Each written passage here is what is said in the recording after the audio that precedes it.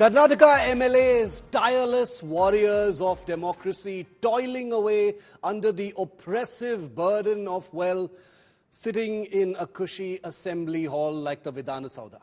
But fret not, Speaker UT Kadir, as you can see, has a solution so revolutionary, so ahead of its time, it might just redefine governance itself. Recliner chairs for post-lunch naps for MLAs of all the parties. Because nothing screams public service like a power nap after a hard day's work of not implementing the state's 5 guarantee schemes.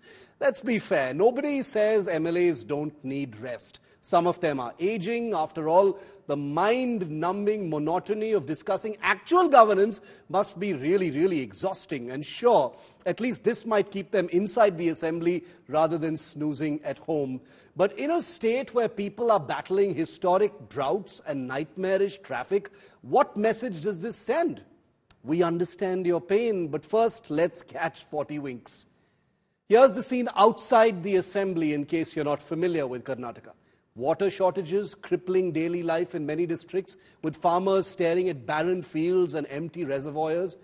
Traffic so hellish, especially in Bengaluru, that even the Deputy Chief Minister, D.K. Shivakumar, admits that even God cannot save. Even divine intervention won't fix it.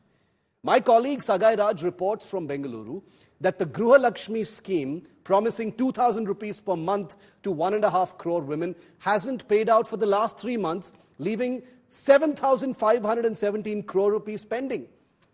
The Anna Bhagya scheme, which guarantees BPL families extra rice or cash compensation, hasn't disbursed funds for 5 months.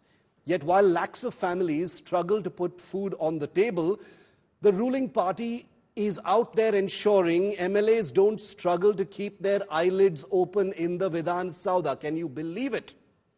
Chief Minister Siddaramaia's 2024-25 budget paints a bleak picture. A total budget of 3.71 lakh crore, but a 1.05 lakh crore rupee loan hanging overhead. Revenue expenditure at 2.9 lakh crore, while actual disbursement lags behind. A gaping 1.41 lakh crore rupee shortfall between what's allocated and what's spent. In short, while Karnataka's financial black hole deepens, the government has ensured one sector is well funded, or at least the Speaker is ensuring it: luxury seating arrangements for MLAs. It gets worse. Education Department pending 13,253 crore rupees. Women and Child Development pending 13,558 crore rupees. Food Department pending 5,786 crore rupees. But rest assured, the one thing Karnataka won't be short on: rest. Literally. While BPL families wait for their rightful aid, MLAs, and this is not just the Congress, it's all parties, will be reclining, unwinding, and perhaps even dreaming of a world where governance is just as effortless as their afternoon siestas, now being guaranteed by the Assembly Speaker. At this rate, the only real guarantee in Karnataka is that its leaders will be well rested while the state runs on fumes. And let's see what the Karnataka Speaker, UT Kadir, said on this. How do you see the controversy over the recliner, sir, where many people are criticizing that why you need to buy a recliner to motivate the MLAs, because it's their primary duty to attend and they should not doze off. Why you need to give these kind of accommodation? And the people are facing high price. I'll tell you, we don't buy. We'll take it only on a rent. Anyone, when session starts, we have to few arrangements we have to do.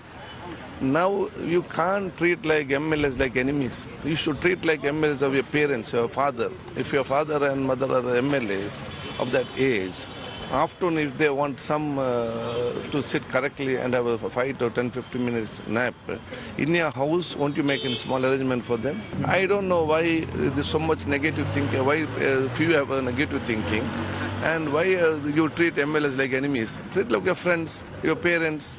Or how many recliners that you are buying? We are planning 10 and 5. Ruling will be 10. Ruling side will put 10, and it will be on the opposition will be on the 5. Okay. What is wrong in that? When you the budget for that, sir? It's very, when you consider all the expense, very negligible. If we don't buy it, so we have to buy some other sofa also, but it is very old.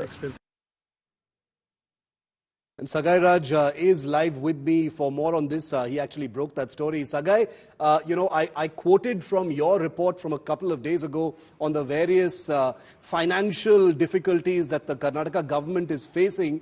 And it is at that time that this whole recliner story has come about. And to be very clear, I think MLAs deserve rest in order to be good administrators, etc. But this is something that sends out perhaps a wrong message. It's perceptionally quite bad. Absolutely, because they are also working just like us, and we don't get that kind of a luxury or a facility like how these MLAs get, because they are paid for it, they are public servant. Why this extra luxury facility that you need to give to perform your own duty is a question raised by the public, because they have to go to work, they don't get a recliner at office. But why you need to have an office? Because this is your primary duty and you are elected for this, to come to assembly and debate and discuss about the public issues inside Vidhan Saudha.